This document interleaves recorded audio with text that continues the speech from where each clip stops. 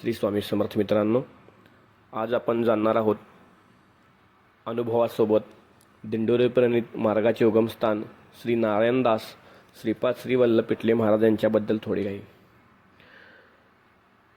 प्रचंड आध्यात्मिक नियोजनाची पुढील तयारी म्हणून अगदी 5 वर्षांच्या एका मुलांवर लहानपणापासून हे परब्रह्म भगवान श्री स्वामी समर्थ महाराज बारकाईने लक्ष ठेवून सतत त्यांच्या पाठीशी होते.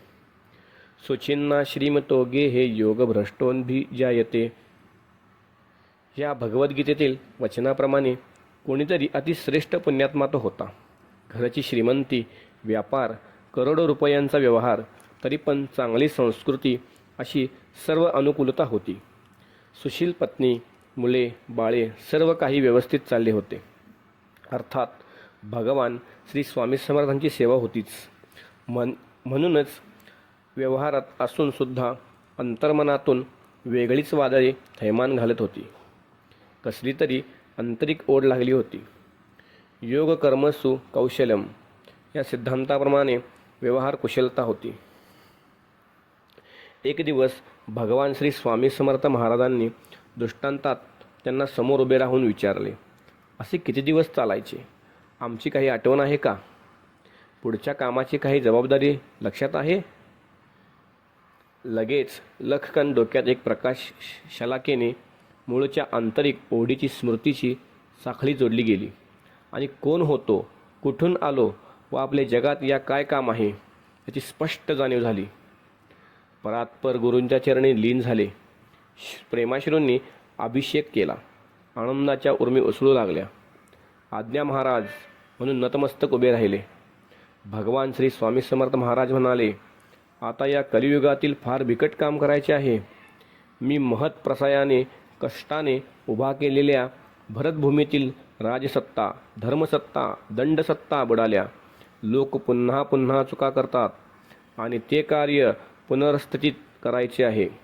त्यांची पुनर्रचना करून संपूर्ण वेगळी करावयाची आहे.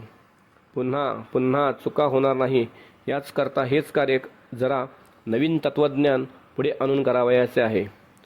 त्यावर पिटले महाराज म्हणाले, पण माझा एक हट्ट आहे महाराज.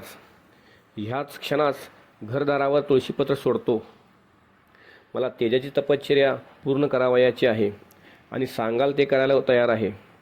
त्याच क्षणी त्याने तुळशीपत्र घेऊन पाणी सोडले. पण महाराज म्हणाले, तपश्चर्येसाठी मला इतका वेळ नाही. तर श्रीपाद श्रीवल्लभ याच आविष्कारात मी ते केलेले आहे. त्यांच्याकडे जावे लागेल. याप्रमाणे त्यांना नरसोबाच्या वाडीला नेऊन श्रीपाद श्रीवल्लभ महाराजांचे चरणावर घातले आणि तेजाच्या तपश्चर्याची दीक्षा देण्यास विनंती केली. नरसोबाची वाडी येथे संगमावर सद्गुरू परमपूज्य पिटले महाराजांना अनुग्रह देण्याचा विधी झाला. त्यांना एका विशिष्ट आसनात बसवण्यात आले.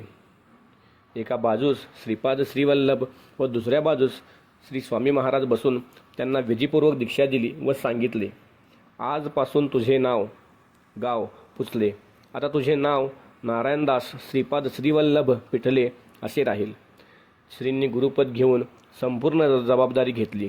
श्रींनी पिटले महाराजांकडून कलियुगात घनघोर तपश्चर्या 1889 ते 1910 मानस सरोवरापासून गुप्त ठिकाणी करवून घेतली. त्यानंतर 1910 ते 1946 पर्यंत 3 तपे श्रींनी त्यांच्याकडून श्री क्षेत्र त्र्यंबकेश्वरी गुप्त ठिकाणी करवून घेतली. श्रींनी सद्गुरू परमपूज्य पिटले महाराजांना सांगितले की मानवतेचा उत्कर्ष करण्यासाठी प्रचंड प्रकल्प कार्यासाठी याच काळात तुझ्याकडून एका आर्त विव्हल जिज्ञासू रामभक्त येईल. तो आपलाच माणूस आहे. त्याचे गुरुपद घेऊन त्याला मार्गदर्शन करायचे. एवढेच आपले कार्य राहील.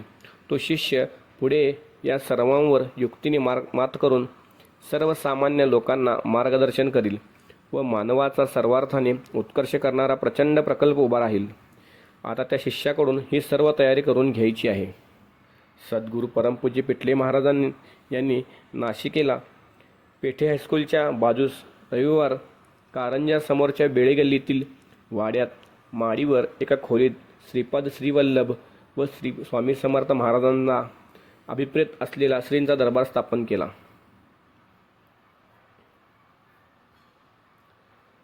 पुढे श्री क्षेत्र दिंडोरीचे सद्गुरू परमपूज्य मोरेदादा यांना अनुग्रह दिला. इसवी सन 1948 त्यानंतर जवळजवळ 26 वर्ष 1948 ते 1974पर्यंत श्रींच्या प्रकल्पाबाबत सद्गुरू परमपूज्य पिठले महाराजांनी तेजोनिधी व सद्गुरू परमपूज्य मोरेदादांना प्रात्यक्षिकासह मार्गदर्शन केले. सद्गुरू परमपूज्य पिठले महाराज हे श्रींची एक प्रतिकृती होती. सतत बोलत, देता घेता, ध्यानी मनी स्वप्ने त्यांची कितीही समजावून सांगितले तरी अखेरीस ब्रीदवाक्य पुन्हा पुन्हा बजावीत असत. समर्थांच्या इच्छेत इच्छा मिळवून राहा व समर्थांना भूषणावह होईल असे वागा. ही शिकवण देताना ते मात्र त्या स्वरूपात मग्न असत. इसवी सन 1974 साली सद्गुरू परमपूज्य पिठले महाराजांच्या महानिर्वाणानंतर तेजोनिधी सद्गुरू परमपूज्य मोरेदादांनी नाशिकचा दरबार दिंडोरीला स्थापन करून पुढे श्रींचे कार्य अखंडित चालू ठेवले. श्री स्वामी समर्थ मित्रांनो,